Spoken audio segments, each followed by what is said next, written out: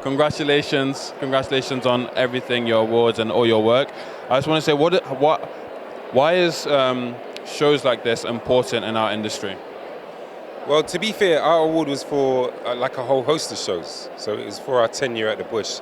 So 6 years at the Bush, celebrating that. And all of those shows felt like they were incredibly important for the communities that we were trying to represent on those stages, for the actors that used our theatre as a springboard to go on to have superstar careers, for those writers, for those directors that feel like they've got a space that feels safe for them to be able to develop, for writers to be able to come back and do their second and third shows, and writers that were just starting out, debut writers. So it feels like it's an award for a whole host of things, but mainly for a building that was there to serve the people.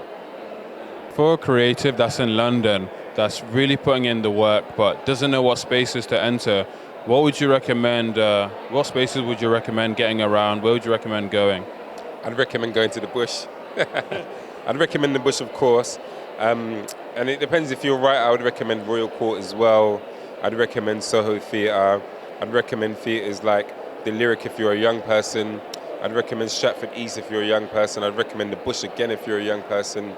If you're someone who perhaps has already got a career, I would always recommend going to the studio in the new work department and tapping on their door and seeing if they've got opportunities available for those mid-career writers.